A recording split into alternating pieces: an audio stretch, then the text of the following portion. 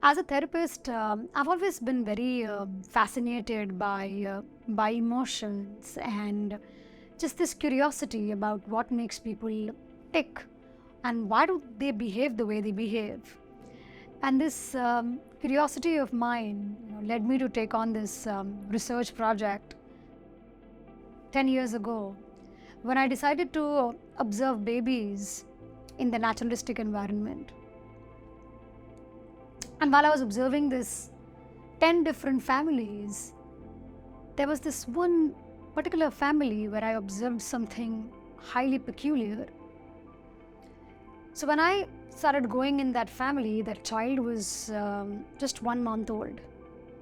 And on this particular afternoon, when I had gone to do my observation, the moment I entered the house, this baby started crying. And I saw that numerous members in the family tried to soothe the baby while the mother was cooking in the kitchen. But all the attempts on the family members' behalf were like all in vain.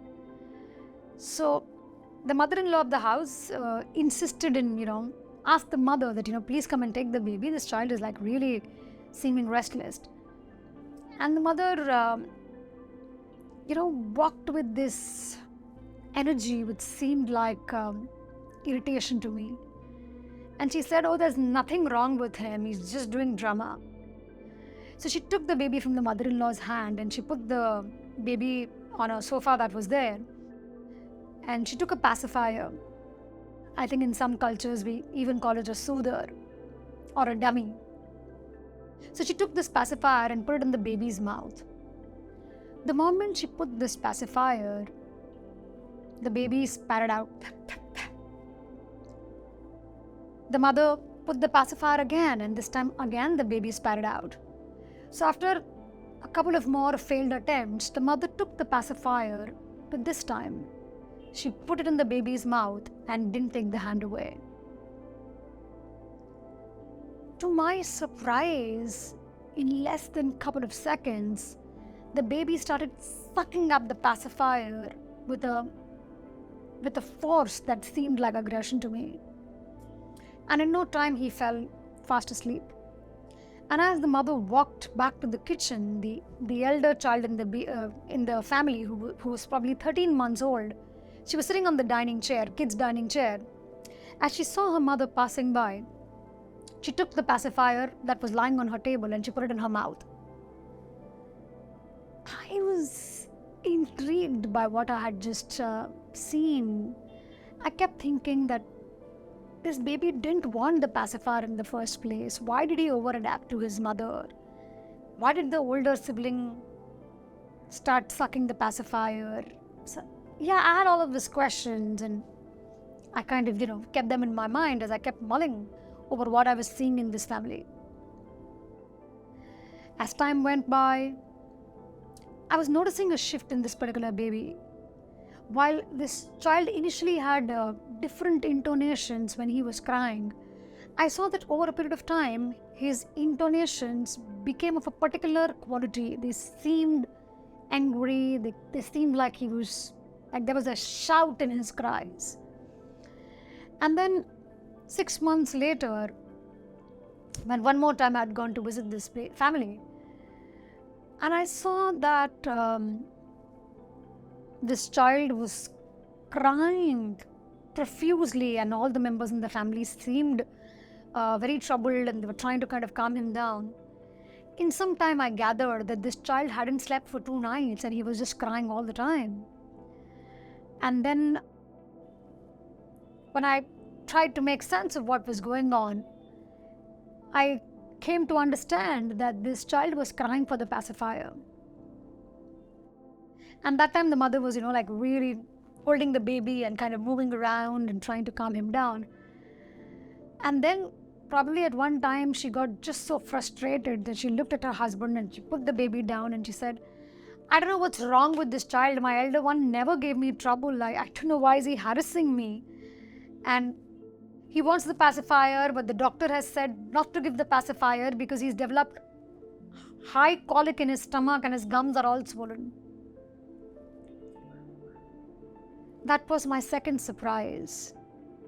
That here was this baby who never wanted a pacifier, and today he's reached a stage where he's asking just for the pacifier.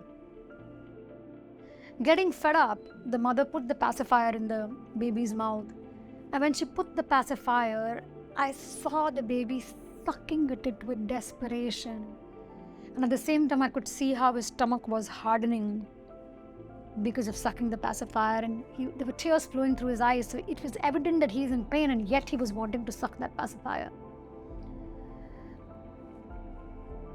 So to my mind, this whole episode kept playing in my mind, and I felt inspired to just observe, continue my observation and continue my project and look at what happens.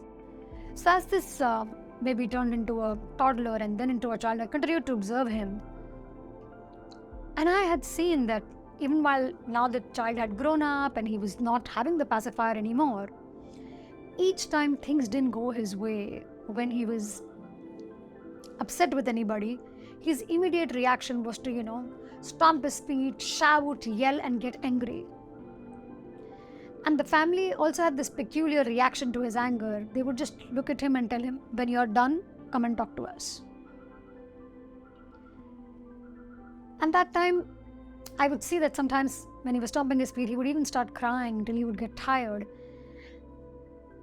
And I had this passing thought that he's using anger just the way he used that pacifier, even when it was painful for him.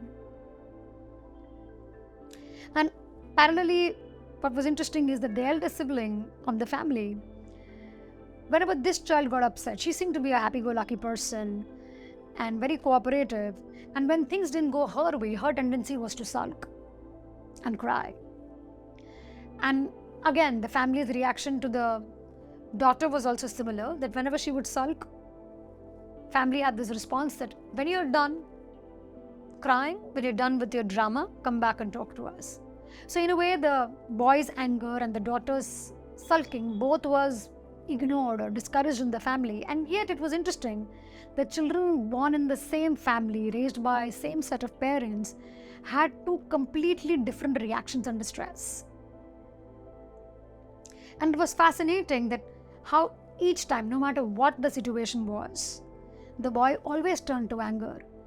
And for the girl, no matter what the situation was, whenever there was distress, the girl always turned to sulking and crying. And as I was also observing many other families, I started thinking to myself that this whole pacifier became a metaphor for me.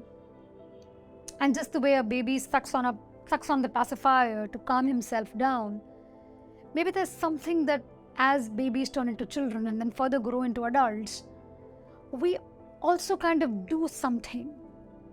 Because each one of us will experience emotion. I mean, that's part of being human. And emotions, by definition, are emotion, energy in motion.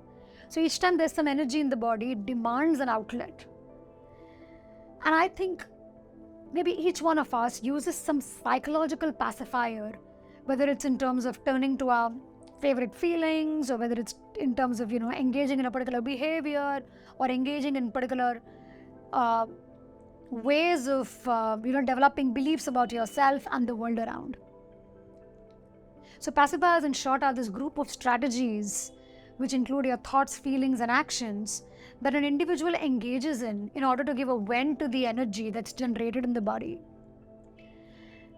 And the reason why I'm sharing all this with you all, friends, is to kind of invite you all into thinking, what's your favorite pacifier?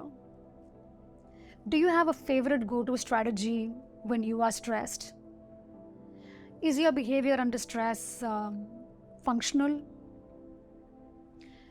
Whichever behaviors you take to, or whichever pacifiers you use under stress, what is really unfinished for you? What is it that you are really yearning for? And what can you do to be able to drop these pacifiers and instead turn to behaviors that will help you get what you want?